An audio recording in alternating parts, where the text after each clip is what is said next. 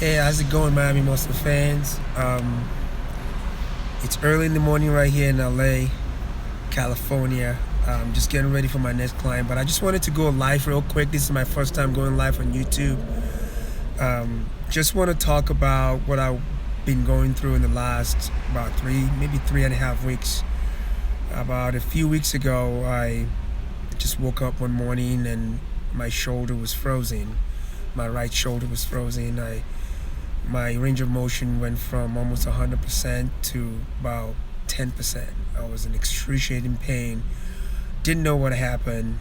I thought maybe I tore a muscle in my shoulder or something bad really happened. Maybe I tore my labrum.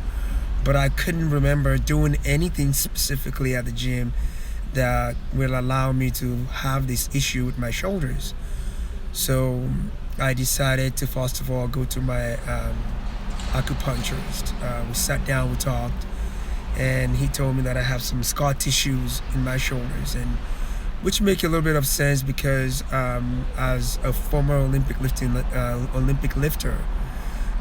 we used to lift. I used to lift an extreme amount of weight over my shoulders, and I used to. My heaviest clean and jerk was close to 404 pounds at 135 pounds. So I really, really put a lot of stress on my shoulders. So I thought because of wear and tear, the old, injuries I had here and there when I was Olympic lifting is back. So anyway, to make a long story short, went through some acupuncture session, and then I went to my chiropractor and told him about what happened. And he looked at my shoulder and he said, "Hey, Moji, you know what happened? You just pulled your bicep tendon off the groove of your shoulders. Usually the biceps tendon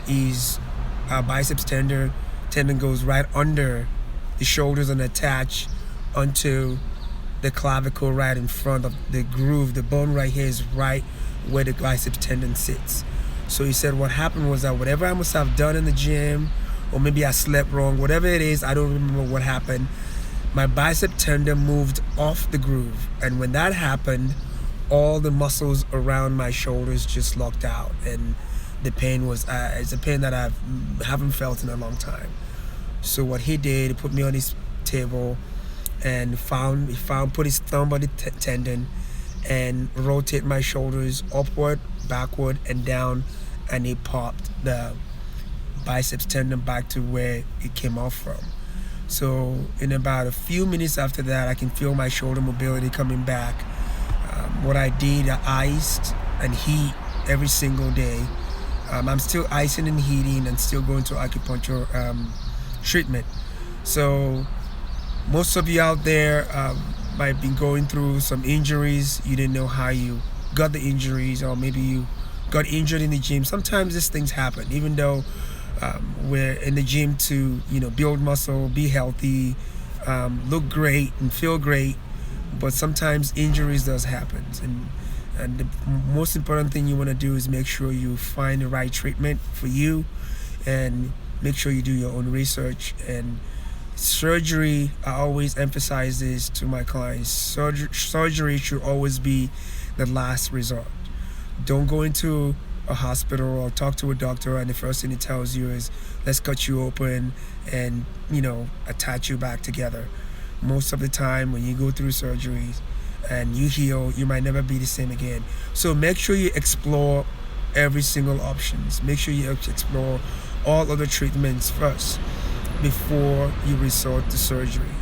I have never had any surgeries as an athlete, but I can tell you for sure when I was Olympic lifting, I went through three devastating injuries. And the three injuries that I could remember was when I was competing in at the All African Games. I think it was in 92. I blew up my elbow, 90 degrees up this way to 90 degrees back that way. So the injury was so devastating that the doctors told me I might not be able to come back to Olympic lifting. But I was able to go through some rehab, no surgery, took my time, but I came back too soon. And then I had the same injury again, the same elbow. So it took me almost a year to get back to training. And when I was recovering from that, I dislocated my right hip. These are all injuries from a very tough sport, because Olympic lifting, to me, in my opinion, is one of the most difficult and stressful sports on our joints. And I was able to recover, but I took my time. I learned from my injuries. I know that you have to allow your body to fully recover before you get back training again. So come back to the present day. My shoulder is not 100% yet, but I can tell you for sure that my mobility, when it happened, was around 10 or 5%, and now I'm close to 95%. I'm not back fully training, but what I'm doing is staying away from any push exercises. I'm not doing any shoulder exercise or bench press, but I've been working my legs while I'm trying to recover. My upper body's trying to recover. I've been working my quads, my hamstrings, glutes, and calves.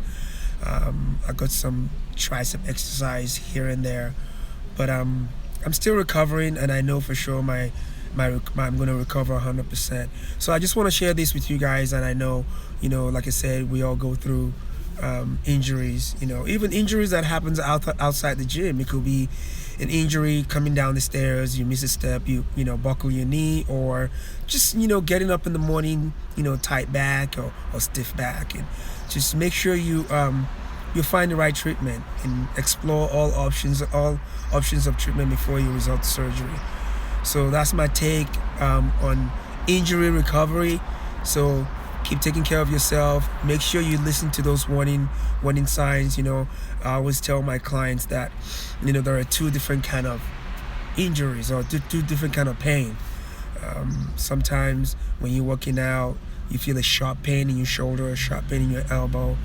Those are not the kind of pain you want to feel while you're working out. Those are what I call negative pains. But when you're working out, you're doing bicep curls, for example, and then you feel the burn in the muscle, not the joints, not the tendons, not the ligaments, in the muscle. The burn will rise really slow, and then will rise even more until you can't, continue the reps and all the sets anymore. So make sure you differentiate between positive pain and negative pain. So positive pain stays in the muscle, negative pains in the joints, tendons, and ligaments. Positive pain is always usually slow to rise, burn slowly, but negative pain is usually sharp and quick and painful. So make sure you try to differentiate between these two different pains, so you can be able to know what to do instead of pushing too hard while you have the negative pain. You want to step back a little bit. So that's my take, guys. Thank you so much. Like I said, this is the first time I'm going live. I want to be doing this live feed more often. And if you have any questions, please let me know.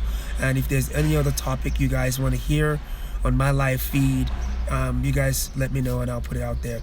Until next time, guys, keep training, stay healthy, stay safe, and take care of yourself. Moji Oluwa from Miami Muscle.